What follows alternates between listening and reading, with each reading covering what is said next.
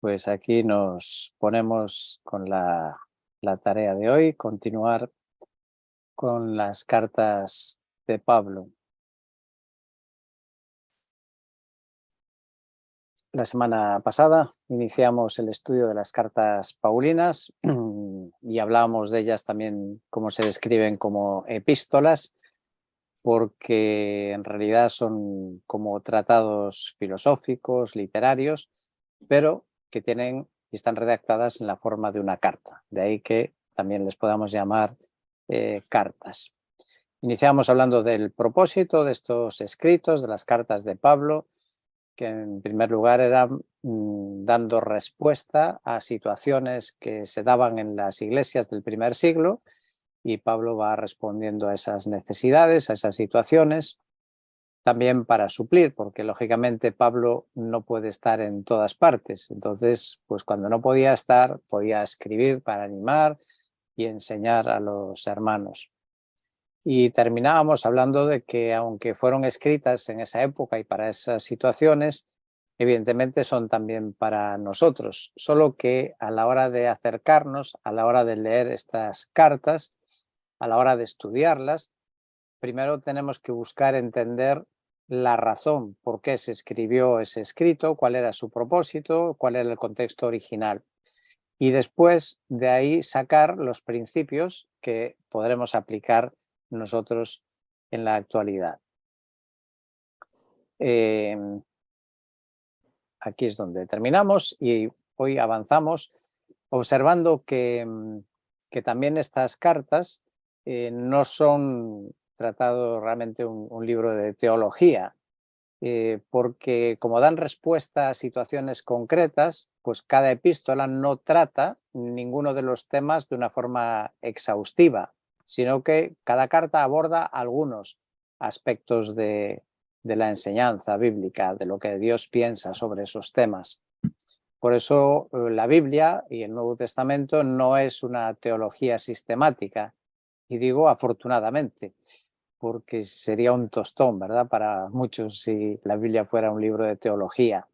Y lo bueno es la manera en que el Señor ha diseñado para trasladarnos su enseñanza y sus valores, que sea de esta otra manera mucho más vívida, relacionada con ejemplos y con historias que lo hacen muchísimo más entretenido y también ayudan a la comprensión. Ahora, eso lo que quiere decir es que cuando leemos en una carta algún tema, pues hay que pensar que tenemos que estudiar las otras cartas también, los otros escritos, el resto de la Biblia. Tenemos que estudiar, como lo dijo Pablo a los ancianos de Éfeso, despidiéndose de ellos en la playa de Mileto, cuando ya sabía que no iba a regresar más, que ya su vida se acercaba al final. Les dijo que hay que estudiar todo el consejo de Dios, porque tenemos aspectos parciales de los temas en las cartas. Ahí os pongo, por ejemplo, tres situaciones, tres temas que se tratan en algunas cartas, pero de manera parcial. Por ejemplo, si hablamos de escatología, es decir, de los eventos del futuro, de qué es lo que esperamos, qué es lo que va a venir, pues vemos una diferencia, por ejemplo, mismo entre primera y segunda Tesalonicenses. En la primera es que Pablo está tratando de exhortar y animar, consolar a creyentes que están pasando por dificultades, que han perdido seres queridos y que no saben muy bien qué va a ser de ellos.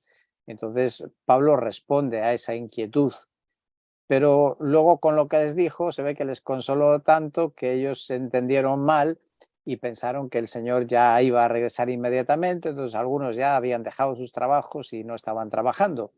Y entonces en la segunda carta Pablo tiene que corregir ese error de que el Señor todavía no ha venido, que todavía no ha llegado el fin del mundo y que hay algunas cuestiones que tienen que ocurrir antes de que el Señor venga. Entonces es un ejemplo de cómo una sola carta no es suficiente para poder estudiar un tema, para poder hablar, para poder predicar sobre un tema. Hay que leer todo. Otro ejemplo, pues, es la eclesiología, es decir, la vida de la iglesia. ¿Y qué carta tomamos como modelo de iglesia? Pues claro, son situaciones diferentes. Por ejemplo, en Primera Corintios da la impresión de que esa iglesia no tenía ancianos. por lo menos reconocidos. Y esa es la razón por la que había partidarios de diferentes grupos en la iglesia que estaban enfrentados entre sí. Y era una iglesia con necesidad de buscar la unidad. Luego otra carta, pues llegas a Filipenses y te encuentras que no solamente tiene ancianos, que tiene también diáconos. Habla de los obispos o ancianos y diáconos. Así que cada iglesia era diferente por las situaciones que vivían o por la antigüedad que pudiera tener. En el caso de Tesalonicenses, pues la primera carta, Pablo les exhorta a los creyentes a que reconozcan con diligencia a los que trabajan y que les dirigen en el Señor. Así que parece que están con un proceso de reconocer el liderazgo en la iglesia. Hay personas que ya están funcionando, que están trabajando y se exhorta a que lo reconozcan. Otra situación diferente, pues es la de la isla de Creta. Pablo envía allí a Tito y le dice en su carta que le deja por una causa. Le dice para que pongas en orden lo que queda y designes ancianos en cada ciudad como te mandé. Así que había una necesidad de nombrar ancianos. ¿Por qué? Pues porque había desorden, había algunas cuestiones también de enseñanzas erróneas y entonces era necesario establecer ancianos. Así vemos que si quieres estudiar acerca de la iglesia, el modelo bíblico de iglesia, no podemos usar solo una carta. Tenemos que ver qué dicen todas las cartas acerca de la iglesia. Y lo mismo ocurre con otro tema muy personal, importante también, que es el de los dones. Todos tenemos dones. Y cuando queremos saber qué dones tenemos, qué dones hay, pues encontramos en el Nuevo Testamento 4 pasajes. Es algo fácil de recordar porque son 2 capítulo 12 y 2 son capítulo 4. Así que tenemos Romanos 12, 1 Corintios 12, Efesios 4 y 1 Pedro 4. Y claro, cuando vemos las listas no son iguales, no hay una única lista de dones. En una habla de unos dones, en otra habla de otros, lo cual nos enseña, o debemos de concluir, que ninguna de esas listas es una lista exhaustiva. No podemos decir, esta es la lista de dones que hay. Es más bien orientativo de los diferentes dones, descriptivo, diferentes dones que el Señor da a los creyentes. Probablemente sumando las 4 listas, pues tenemos una lista más completa, pero yo creo que incluso ahí tampoco tenemos que cerrarnos, sino que son orientativas acerca de los diferentes dones que el Señor puede dar a cada iglesia según las necesidades también que tenga. Así que, como decíamos, cada iglesia o cada carta está respondiendo a una situación a la que se aplica la palabra de Dios. Y este es el desafío que tenemos ahora nosotros cuando leemos el Nuevo Testamento, cuando vivimos la vida del creyente, la vida de iglesia, pues tenemos que tratar de discernir los principios bíblicos a partir de cómo el apóstol respondió a aquellas necesidades, a aquellas situaciones, y gracias a Dios que tenemos el Espíritu Santo, que el Señor dijo que nos guiaría a toda la verdad. Probablemente uno de los mayores desafíos cuando tenemos que aplicar la palabra de Dios es discernir cuándo es una enseñanza universal o cuándo es una enseñanza para una situación determinada de la cual solo tenemos que extraer el principio aplicado, que tenemos que desarrollar y aplicar. Evidentemente, el Nuevo Testamento, la palabra de Dios, fue escrita para guiarnos en todo lo que necesitamos como creyentes y como iglesias, pero también es evidente que ahí no están todos los temas que se dan en cualquier situación en el mundo. Hay temas que eran totalmente desconocidos en el primer siglo y otros que eran diferentes en el primer siglo de lo que son en la actualidad. Pero para todos ellos sí que podremos encontrar principios bíblicos de cómo afrontarlos. Por ejemplo, la Biblia no nos habla del uso de los medios de comunicación, de la televisión o la radio e internet, porque no había tal cosa, o tampoco nos habla de las drogas. En todo caso, lo más parecido nos habla del alcohol. No nos habla de la celebración del matrimonio religioso, si se debe hacer o no, o cómo hay que hacerlo. No nos habla del cambio de sexo. En aquel tiempo, pues claro, era algo que no había, la ciencia no lo permitía, ¿no? Como permite cosas en la actualidad. Pero sí tenemos principios que serán la guía suficiente con la ayuda del Espíritu Santo para saber actuar, saber responder a esas situaciones. Una segunda cuestión sería la importancia que tienen estas cartas. Aunque algo de esto, de lo que voy a decir ahora, ya lo hemos mencionado, creo que nos sobra repetirlo. La importancia que tienen las cartas viene marcada por la autoridad con la que Pablo las firma, la autoridad que Pablo imprime a estos escritos como algo importante para la obra de Dios. En el caso de los tesalonicenses, por ejemplo, fijaos el tono de Pablo cuando les escribe, les dice: os encargo solemnemente por el Señor que se lea esta carta a todos los hermanos, no que se la guarden los dirigentes de la iglesia, sino que sea leída a toda la iglesia. Además es un encargo solemne en el nombre del Señor. O cuando vamos a la carta a los colosenses, pues también dice que esa carta, aunque va dirigida a ellos, es bueno y debe ser leída por las demás iglesias, y que ellos también deben leer la carta que se ha enviado a otra de las iglesias, a la Odisea, con lo cual le está dando una importancia que es más allá de una respuesta local. Por eso tienen enseñanzas aplicables de modo general a la vida de la iglesia. Bueno, este intercambio de cartas, por cierto, dio lugar a lo que se ha llamado el Corpus Paulino, es decir, el conjunto de cartas de Pablo. Y una cita más, la de 1 Corintios 16, donde Pablo dice: este saludo es de mi puño y letra, Pablo. Es decir, poniendo la autoridad apostólica a las palabras que acaban de ser escritas en su nombre por vía de un amanuense, y él lo ha escrito. Hay un tema en las cartas de Pablo también, no sé cuál es el mejor calificativo, pero Pablo tuvo un gran privilegio, probablemente entre otros muchos, y lo voy a desvelar. Pablo tuvo una gracia especial. Dice que a él se le concedió una gracia de parte de Dios que tenía que ver con la dispensación de un misterio. Fijaos lo que dice. Vamos a estar pensando un poco en esto que Pablo dice, que sus cartas, su enseñanza, tiene mucho que ver con algo casi diríamos nuevo, algo novedoso.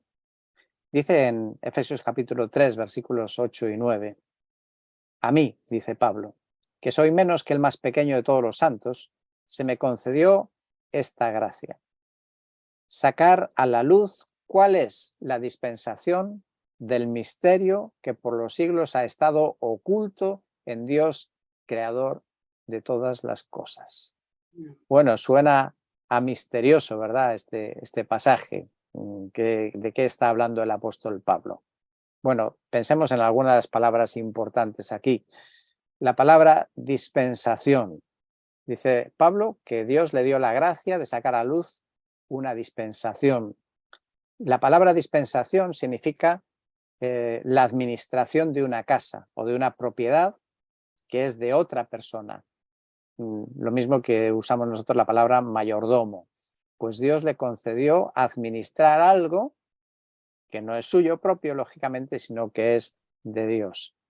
Probablemente cuando usamos esta palabra, cuando la leemos, saltan algunas alarmas, ¿no? Hay un tema que ha sido de mucho debate y lo seguirá siendo, que es lo que se conoce como el dispensacionalismo, y sobre todo en algunos aspectos quizá un poco más extremos, que por ejemplo afirman que el Sermón del Monte no es para hoy, es para el milenio o para el reino futuro de Cristo, o que los 10 mandamientos pues tampoco tienen aplicación hoy porque forman del antiguo pacto, o que no hace falta arrepentirse, sino solo aceptar a Cristo, porque si uno se arrepiente estaría haciendo una obra, y como la salvación es por gracia, pues no hay que hacer ninguna obra, no hay que hacer nada.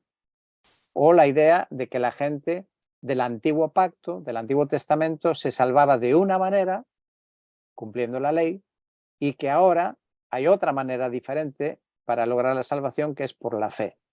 Bueno, y yo creo que tenemos claro que en todos los casos, todos los que se salvan únicamente por la fe, y gracias a la obra de Cristo, incluso los del Antiguo Testamento. Podríamos decir que la obra de Cristo tiene efectos retroactivos. Si Abraham se salva, será gracias a la obra de Cristo también. La salvación únicamente, tanto en Antiguo como en Nuevo Testamento, es por la fe. Si no fuera así, pues llegaríamos a la conclusión de que podrían haberse salvado y podríamos nosotros salvarnos siguiendo el sistema del Antiguo Testamento, ¿no? Y si eso es así, si ese era un modo de salvarse con los sacrificios del Antiguo Testamento, entonces ¿para qué vino Cristo? No era necesario tremendo sacrificio de Cristo.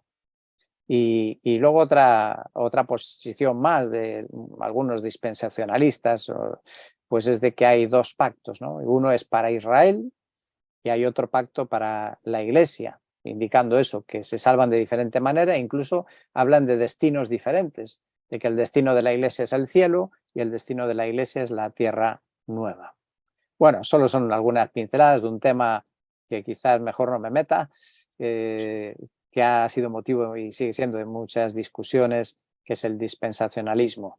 Lo cierto, lo que sí, es que esa palabra está aquí, en este pasaje, y también todos están de acuerdo de cualquier línea que sí que hay una diferencia en la administración de Dios en el periodo del Antiguo Pacto y el Nuevo Pacto. Y en un momento vamos a ver también cuál es esa gran diferencia. La segunda palabra importante aquí de Pablo es misterio. Recordamos la idea. Pablo dice que Dios le concedió una gracia que consiste en sacar a la luz la dispensación de un misterio que por siglos ha estado oculto en Dios. Y la palabra misterio pues nos lleva, a veces lo asociamos con una película, ¿no? Una película de misterio. No es nada misterioso realmente. El misterio, la palabra misterio en el Nuevo Testamento, cuando Pablo la usa, simplemente tiene que ver con algo que se puede conocer, pero solo por revelación divina. Es un misterio porque si Dios no lo da a conocer, nadie lo descubriría, nadie lo podría adivinar. Hay cosas que sin que Dios nos las diga, las podemos deducir. Por ejemplo, observando la creación, podemos deducir la sabiduría de Dios, la grandeza de Dios, el poder de Dios. Hay muchas cosas que se pueden deducir. Pero este misterio es algo que no se podría conocer si Dios no lo revelara. Y aquí lo vamos a seguir viendo en esta carta a los Efesios, como Pablo lo explica. En este mismo capítulo 3, un poco antes, leo versículos 2 y 3. Y explica Pablo lo siguiente, dice, si en verdad habéis oído de la dispensación de la gracia de Dios que me fue dada para vosotros, que por revelación, aquí veis cómo lo dice, por revelación me fue dado a conocer el misterio, tal como antes os escribí brevemente. Aquí Pablo lo explica claramente, el misterio era eso, algo que Dios le reveló a Pablo. Además, en los versículos 4 y 5, dice que era algo que estaba oculto, estaba ahí, ya estaba ahí, pero estaba oculto, era desconocido para los seres humanos.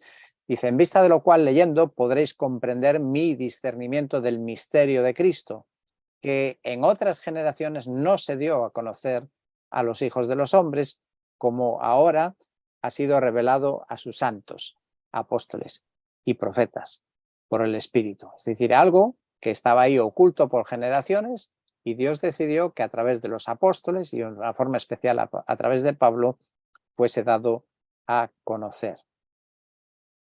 ¿Y qué es ese misterio? Pues volvemos a los versículos 8 y 9. Pues Pablo nos dice que a él se le concedió la gracia de sacar a la luz la dispensación del misterio oculto, algo que era incomprensible, pero que antes decía que los efesios podían leer acerca de ello, probablemente en una carta anterior que habrían recibido, pero no era un misterio que no se pueda desvelar, que no se pueda entender, que no se pueda comprender, sino simplemente algo que estaba oculto. Y bueno, ¿qué es ese algo? Pues aquí lo dice el versículo 6. En Efesios 3, versículo 6, viene la explicación, viene el desvelo del misterio. Dice, a saber, que los gentiles son coherederos y miembros del mismo cuerpo, participando igualmente de la promesa en Cristo Jesús mediante el Evangelio. Bueno, esta era una noticia bomba, era un bombazo para los israelitas que se creían los únicos. Y Pablo dice, Dios me ha revelado este misterio, que judíos y gentiles a partir de Cristo son coherederos, van a heredar juntos, son miembros del mismo cuerpo, no de dos cuerpos, y participan de la misma promesa. ¿Cómo era antes? Bueno, antes los gentiles, en el capítulo 2 de Efesios lo explica, estaban excluidos de la ciudadanía de Israel y eran extraños a los pactos de la promesa. Así que solo Israel era el pueblo escogido, el pueblo de la promesa. Y si tú querías alguna bendición, tenías que hacerte judío. Y por esa razón, aún vemos que después de Cristo, ascendido, poco después todavía Pedro, ni más ni menos un apóstol, y los que le acompañaban, pues no habían entendido este misterio. Dice que cuando fue llamado Pedro para ir a casa de Cornelio, se resistió, no quería ir. Pero cuando al final entiende que Dios realmente le está llamando, ocurre algo que él probablemente fue allí pues por obligación, porque sabía que Dios le enviaba, iba quizá no con muchas ganas, pero ocurre algo que él y los judíos que le acompañan se quedan asombrados. En el relato de Hechos, capítulo 10, versículo 45, pues dice que cuando de repente cayó el Espíritu Santo también sobre los gentiles, sobre Cornelio y su casa, dice, se quedaron asombrados porque el don del Espíritu Santo se había derramado también sobre los gentiles. Y luego añade, estos han recibido el Espíritu Santo lo mismo que nosotros. Así que ese es el misterio de algo que Dios ya tenía planeado desde la eternidad pasada, pero que no se desveló, no se reveló hasta después de Cristo, a través de los apóstoles y especialmente a través de Pablo. En el caso de Efesios, en el capítulo 2, pues lo describe también con otras palabras, diciendo que de ambos pueblos hizo uno y que somos todos conciudadanos de los santos. Y quizá un dato más también que es novedoso, es que este nuevo cuerpo de Cristo, este nuevo pueblo de Dios, es formado mediante el Evangelio. No es de sangre, como eran los israelitas, descendientes de Abraham, sino que es mediante el Evangelio. No es a través de una nación de Israel, sino a través del Evangelio, de la buena noticia del Evangelio. Y esa es la gracia especial que Pablo desarrolla en sus cartas, el surgir de un nuevo pueblo para Dios, principalmente de gentiles, pero que también incluye a los judíos que creen en Cristo y que unos y otros juntos constituyen el cuerpo y la esposa de Cristo. Bueno, ¿hay alguna pregunta que queráis hacer sobre esto?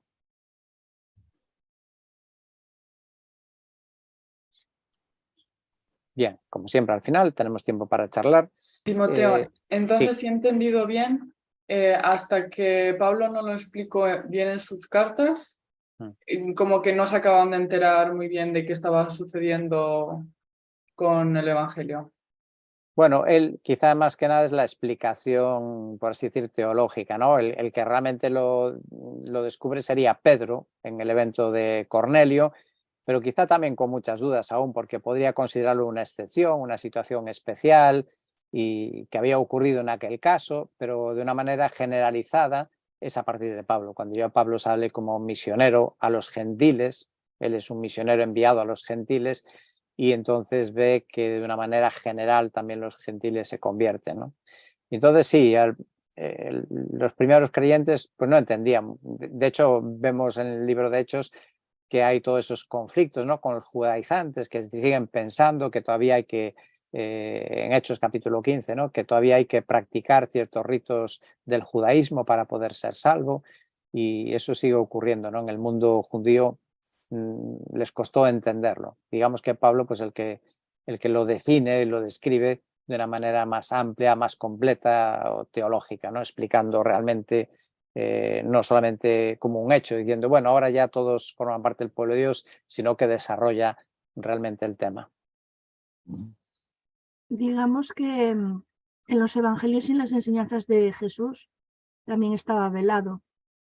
No creo que, no recuerdo ahora ningún pasaje en donde Jesús dijese explícitamente, aunque sí de forma indirecta, ¿no? Cuando iba a Samaria y hacía esas cosas especiales, ¿no? Pero Sí, creo que estaba velado. Entonces pienso que para que no hubiese ninguna contradicción con respecto a las enseñanzas de Jesús y que nadie dijese que los apóstoles decían cosas que no habían sido dichas por Jesús, era necesario que fuera confirmado no solo por el apóstol Pablo, sino que también Pedro, Santiago y el resto de los apóstoles tuviesen esa confirmación por parte también del Señor, para que fuese unánime, quiero decir, ¿no?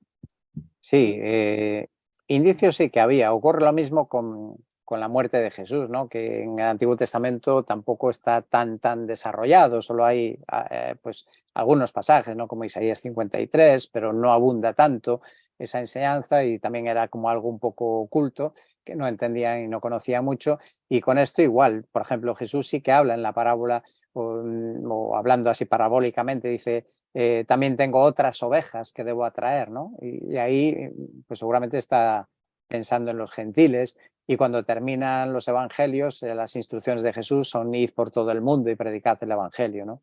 Entonces, ahí estaba implícito, hombre, no sé si pensaban ellos que sería ir por todo el mundo predicándole solo a los judíos, ¿no? Supongo que no. Entonces sí, como dices tú, digamos un poco velado todavía la enseñanza, porque también faltaba la llegada del Espíritu Santo, que es el agente que iba a constituir este nuevo pueblo de Dios, ¿no? Y bueno, como que tenían que ir asimilándolo poco a poco. Por eso hemos hablado del libro de Hechos como un libro también de transición del judaísmo al cristianismo, como algo progresivo, ¿no? No fue un corte así radical. Sí. La revelación de Dios en general es progresiva, ¿no? En Génesis no tenemos toda la revelación de Dios, tenemos algo, pero Dios se va revelando a través del tiempo. Bueno, las cartas que escribió Pablo. Aquí tenemos la lista con las cuales podemos hacer algunas clasificaciones de estas cartas. En esta lista estarían clasificadas por sus destinatarios, a quienes fueron dirigidas las cartas, que se pueden clasificar como en 2 o 3 grupos. Unas son las cartas dirigidas a comunidades, me refiero a comunidades, a iglesias, y dentro de esas hay 2 tipos. Hay 8 cartas de Pablo, que son las que están en negro, están dirigidas a iglesias concretas. En principio están dirigidas a una iglesia, ¿no? La iglesia de un lugar. Y luego hay otra que sería una carta circular, que es Gálatas. Gálatas fue escrito a un grupo de iglesias, a una zona, a Galacia, donde había varias iglesias.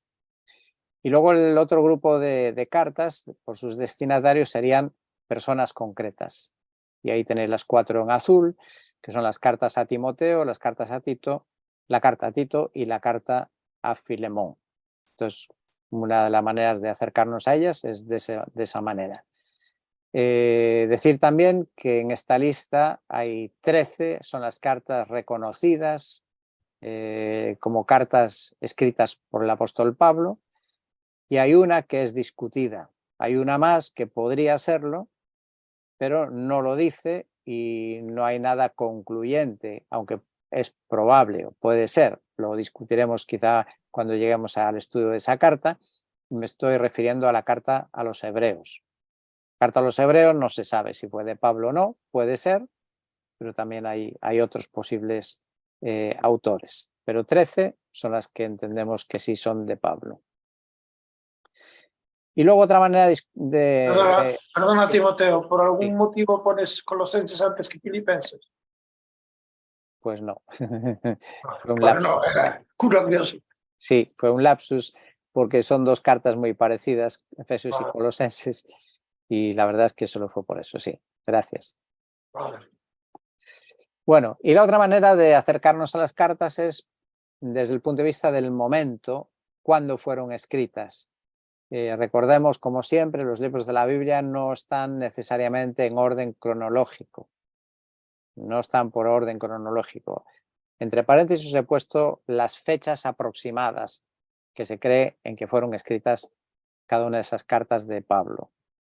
Las primeras serían las del segundo viaje misionero, que son primera y segunda tesalonicenses, que serían las más antiguas, con una duda, que es la carta a los Gálatas. La carta a los Gálatas también es posible que fuera en ese segundo viaje o en el tercer viaje.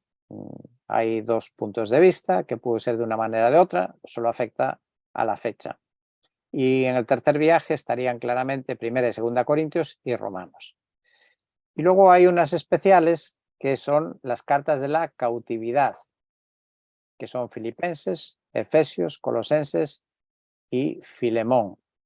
Y se llaman así porque en estas cartas se hace referencia a que Pablo está de alguna manera privado de libertad. Por ejemplo, a Filemón pues le dice que está prisionero de Cristo. A los colosenses les dice que se acuerden de sus cadenas, está encadenado, está en la cárcel. En Efesios, Pablo se presenta también como prisionero y como embajador en cadenas, y en Filipenses también usa los mismos términos, ¿no? Que está en prisiones por causa de Cristo, y por lo tanto son las cartas que hay una referencia a la prisión.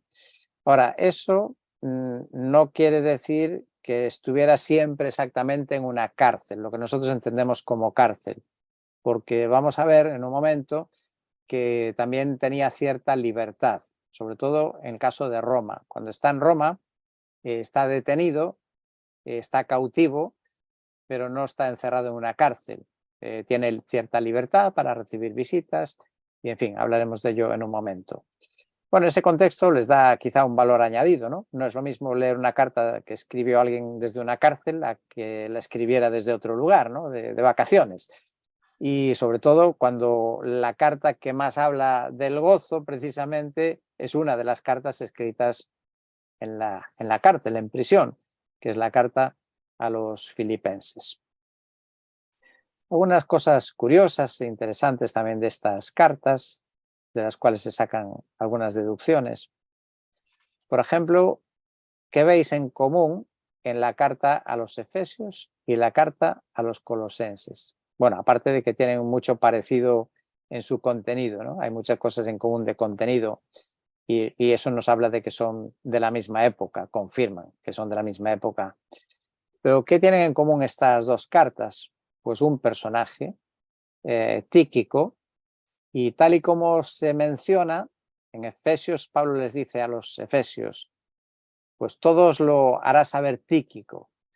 Y a los colosenses también les dice, en cuanto a todos mis asuntos, os informará Tíquico. Pues parece que podemos concluir que Tíquico fue el portador de estas dos cartas. Pablo está en la cárcel, las escribe y Tíquico le visita y las lleva a los destinatarios, a Éfeso y a Colosas.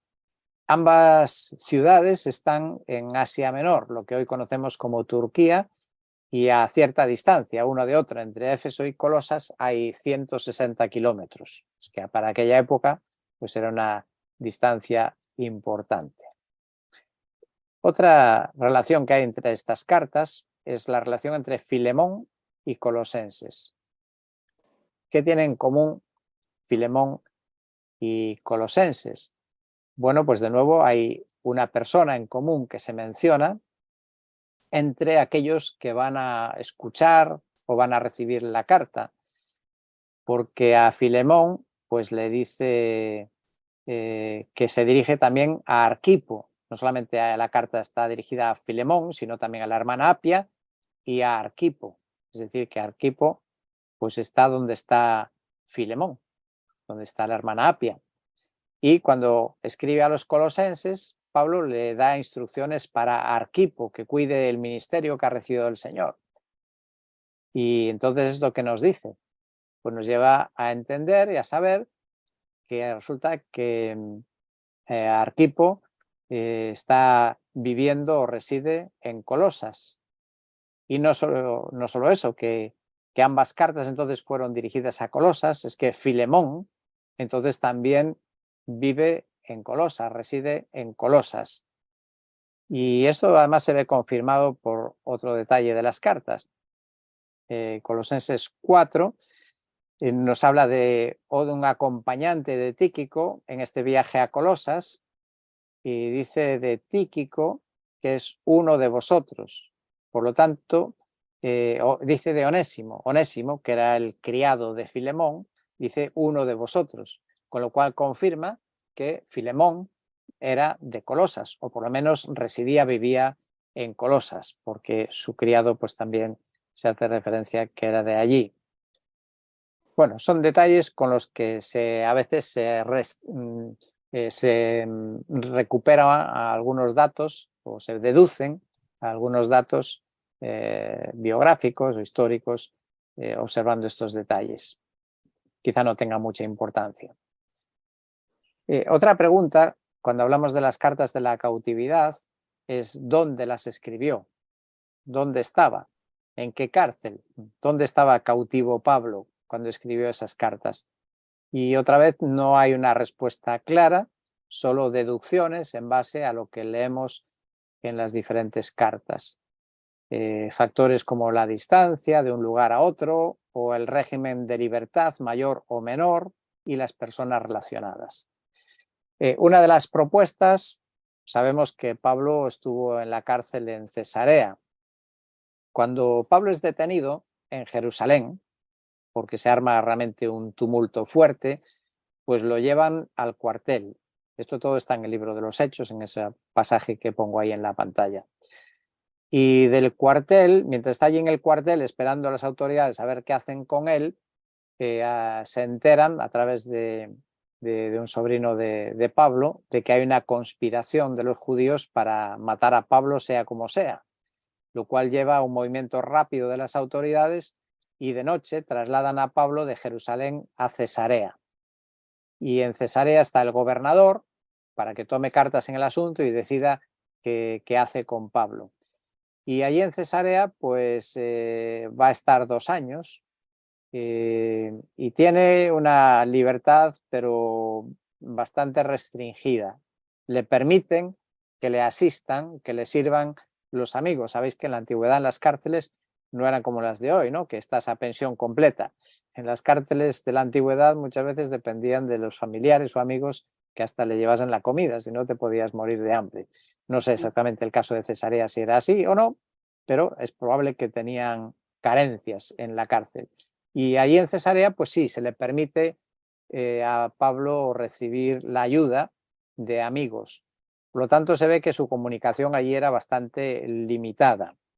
Mientras que cuando leemos las cartas de Efesios, Filipenses y Colosenses, encontramos que Pablo se ve que tiene mucha libertad, aunque está detenido, pero tiene mucha libertad. Por ejemplo, a los Efesios en el capítulo 6 dice, orad por mí, que el Señor me dé, que me sea dada palabra para abrir la boca, dar a conocer sin temor el Evangelio, que pueda proclamarlo, que lo hable con denuedo.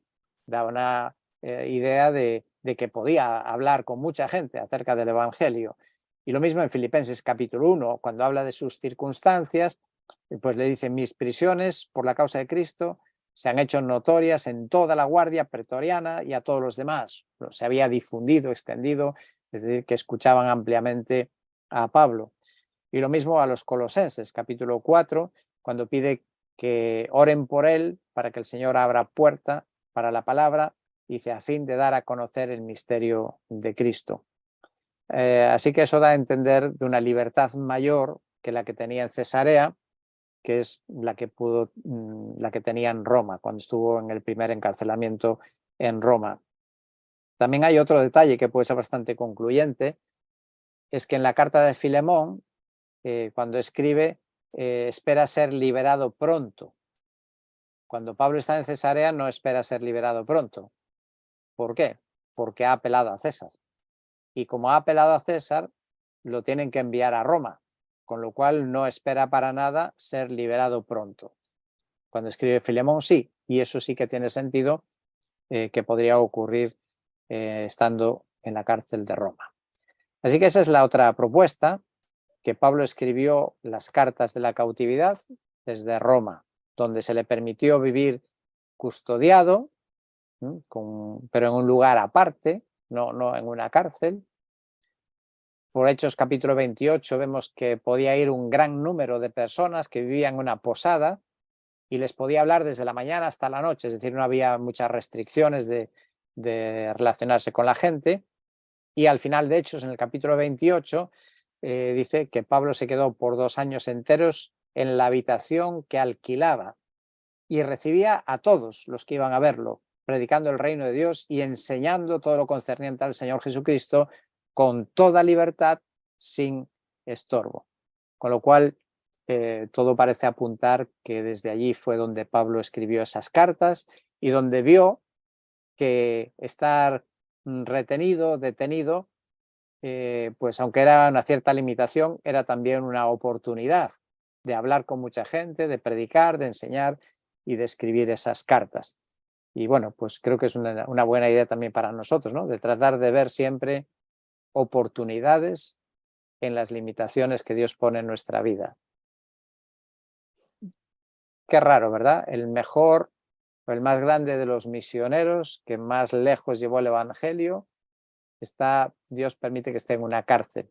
En lugar de venir corriendo hasta Galicia, no le deja correr tanto, ¿no? Pero ahí donde estaba, Dios le estaba usando para llegar a otras esferas seguramente y hacer una labor muy importante. Así que las limitaciones tenemos que aprender a verlas como oportunidades. Así que Pablo probablemente escribió desde Roma. La única objeción que ponen algunos es que parece que él tiene intención de visitar Colosas, y Colosas estaba algo lejos, y por otra parte Pablo tenía intención de venir a España, y entonces algunos dicen, bueno, tal vez Filipenses pudo ser escrito desde otro lugar, por eso proponen algunos Éfeso. Antes de decir algo importante es que hasta el siglo XVIII el cristianismo, la tradición cristiana siempre consideró que esas cartas fueron escritas desde Roma, y eso me parece que es un detalle no menor, que durante toda la historia de la Iglesia hasta el siglo XVIII pues no se dudaba de que habían sido escritas desde Roma. Bueno, como alternativa, algunos han propuesto Éfeso, porque allí pasó una situación difícil, pero si lees los textos de Corintios, no parece que sea realmente que estuviera en la cárcel. Es verdad que hay una mención del pretorio y de la casa del César, que sí que podría ser en Éfeso, porque allí había un contingente de las tropas romanas, del emperador o del gobernador provincial, pero no parece, solo estaría a favor de la carta a los filipenses, que quedaba bastante cerca. De hecho, según un estudioso, dice que los filipenses, o una embajada de la Iglesia, visitó 4 veces a Pablo en la cárcel. Entonces, claro, eso sería bastante más fácil que fueran de Filipos a Éfeso. Era una semana de viaje. Mientras que ir de Filipos a Roma, si fuera por tierra, era un mes de viaje, 4 semanas. Y aunque es verdad que estuvo 4 años en Roma, pues bueno, tampoco sería una barbaridad que hubieran hecho 2 viajes en 4 años de un mes.